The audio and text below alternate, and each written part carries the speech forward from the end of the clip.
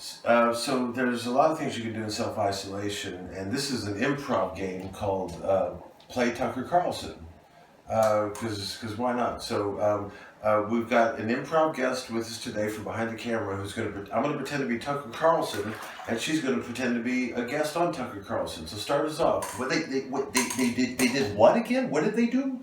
They uninvited me from this is what's so messed up. They invited me, then they disinvited me, then they invited me again. They invited you, they disinvite you, then they invite you again. This is how stupid they are. I mean, it makes no sense whatsoever. It sounds it sounds stupid. Stupid would be the word that it sounds like. They invited me to speak, and I wasn't even getting paid. They invited me to speak. And you were doing this for free. For free, because it's something that I wanted to do. I've got a lot of respect for the university. So you wanted to do this. Yes. They invited you, they disinvited you, they invited you again. Yes. But they changed the reason. They changed the reason. Yeah. Yes. I know. Strange show. We'll be back after this. I'm Tucker Carlson. Hello, I'm Ted Sprocket with the Information Channel, and I'd like to tell you about a wonderful new product called Comedy Unleashed. Comedy Unleashed is released a comedy quarantined. It's called.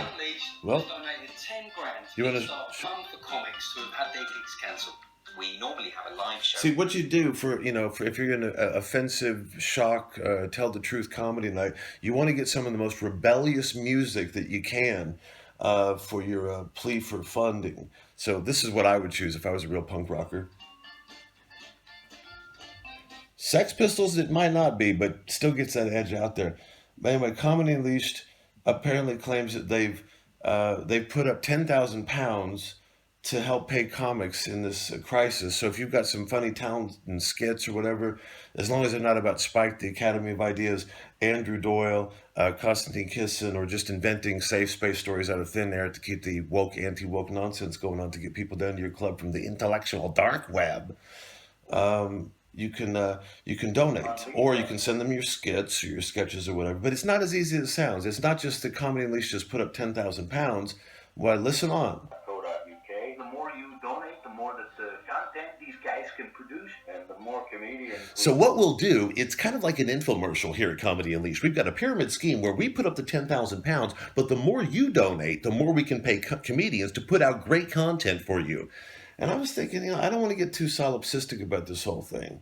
And I know a lot of comedians are, putting out their online stuff now because you got to keep that stand-up spirit alive, because the world, that's what we need more than ventilators. We really need those stand-up comedians out there, because it's never about the stand-up comedians are the most. I've worked with them for 20 years. They are the most selfless, giving people that I've ever met. They're just charitable from the bottom of their hearts, and when they say they want to make people laugh, they really do just want to make people laugh. It's nothing about vanity or any of this stuff. So, of course, I'm being sarcastic, but I was wondering, and my question is, did they really put up £10,000? It's possible, because there were so many political think tanks involved with that night. I don't know if Andy Shaw went to them on bended knee and said, "Help! I know we fucked up with the Will Franken thing. I know we should have taken the criticism on the chin. I know that, but if you just give me £10,000, I swear to God." So it's the worst of communism and the worst of capitalism, what we got going on here. Communistic in the sense that they think in terms of a movement. And when Will Franken, like The Prisoner, I'm rewatching all the classic Patrick McGowan series. I just felt compelled to watch that again, because it's about an individual fighting against a fucking community of groupthink. So that's, these are the bad guys in Orwell. I think we all know by now. I think their fetishization of Orwell was because they actually liked the bad guys. They liked number 2 and not number 6 in the Prisoner series. I'm getting it all now. It didn't make sense. So that's the worst of communism. They're a bland movement. But it's also the worst of capitalism, because it's all about the money. Let's face it, comedians need pay. So, if you're a comedian and you're languishing at home and you've got nothing else to do, and let's face it, you're not really qualified for anything else, then just send us an email, just drop us a line. So it's to help everybody. It's to help the struggling comedians who are there to provide you mirth, and it's to help you sitting at home in isolation and apparently totally unaware that your 5 or 6 year old daughter or son is singing a goofy song in front of a mirror, and that's funnier than what they can offer. I think a lot of us might be discovering that right now, that your pet goldfish had been doing funny things for months that you just never noticed, because these people like this would have you believe otherwise. And I have nothing to get out of this other than I just like doing this shit. I like being funny when I'm funny, and I just got sick of it. I got the Paradise Lost project, but I give a fuck. At least I don't have to be part of an infomercial. The more you donate, the more we'll match that with the 10,000. Now, it works like this.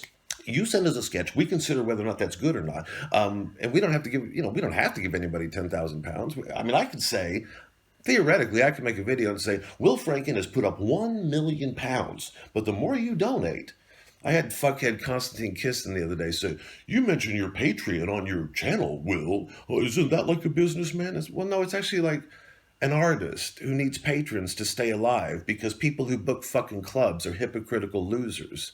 That's what that is. That's like, if you want me to produce art, it's either starve to death or toe the party line with fuckheads like these. So, I'm really glad to be myself, and I hope everybody out. I don't know what I'm gonna do with this video. My name is Quatardo, and I'm so happy with the love I met on Date.WhatsApp Chap in Isolation. I've always been terrified of women in real life.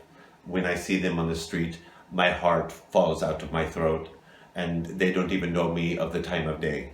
They high heel shoes step on my aorta in the street, I put it back in me. So I have no confidence outside with women, but through the self-isolation, I have met many women online through Date.WhatsApp, Tinder Frush, 3 Gores, and 9 A Lot of Fish.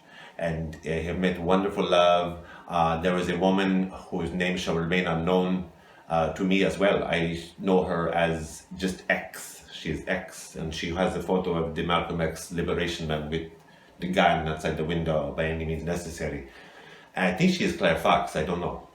But I said to her on my profile, I said, I love wooden gates, I love elegant china, I like to take a long walk in the sun, like actually on the sun. I haven't done this yet, but I'm not afraid of fire because I know hot temperatures where I come from. I come from the island of Rojito.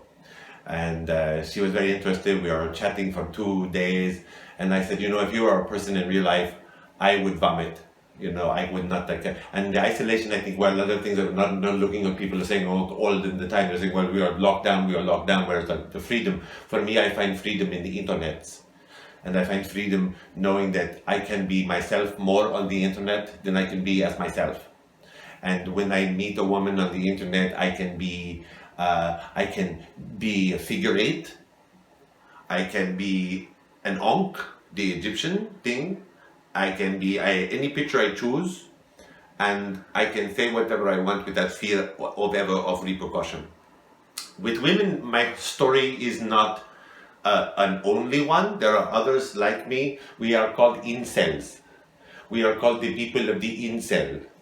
And we meet online every Tuesday, Wednesday, Thursday, Friday, Saturday, and sometimes Sunday.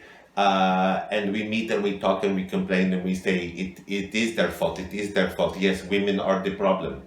We do this often, and then sometimes we do, like I have done, and I have met Mrs. X on Date.WhatsApp, and I start to question my role with the incels. I feel part of me wants to stay loyal to my gang, the incels, because I have the tattoo, the invisible tattoo of the incel, because we are all afraid of needles. But this is the invisible tattoo of incel, but there's also part of me that says I want to know the love of a woman, and I can have this cake also at the same time that I am eating it through the thing called the internet. I don't have to be afraid. I don't have to wear clothes. I don't have to have my hands visible at all times when I'm on the internet. When I was growing up in the island of Rojito, we were lucky to get a cup of sand. And when I think what 5G has done for me, personally, I feel like I can spread my wings and sit all day long on the internet, because there is a freedom with the 5G that I did not have ever before. Rojito is the size of a postage stamp. Very crowded space. One person is stacked on one person on top of another person all the way to the sun. which is why it is often called the gateway to the sun, the island of Rojito.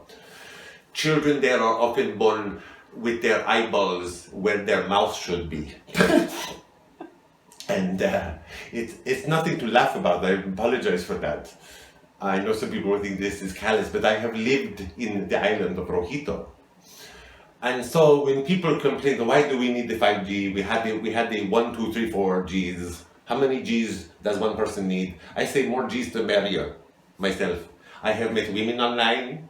I have expressed my mental health concerns for my own mental. I admit I am not the strong, rugged sea warrior that I often pretend to be in my avatars. I have mental health also.